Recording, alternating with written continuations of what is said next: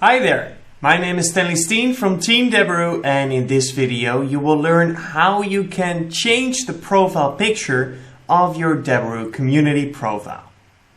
This video is brought to you by Deberoo.com, the #1 affiliate marketing software platform.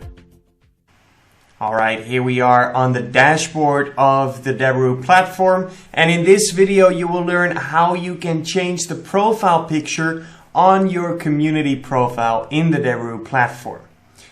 So first things first, we need to open the community. To do so, navigate to the Community tab and click on Community. To change your profile picture, first you need to go to your profile.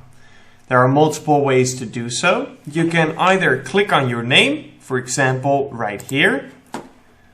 Or, for example, if you haven't posted anything yet, you can also open a random topic and scroll to the bottom and click on your profile picture here. Now that you are at your community profile, you have the option to change your image right here. Click on the profile photo box next to your image and a new window will appear. First, select whether you want to upload a photo or remove your current photo. In this case, we will choose Upload Photo. Then click on the button Choose Single File. Now a window will open up that will let you choose which picture you would like to use. Select the image you want to use and press Open. Next up, click Continue.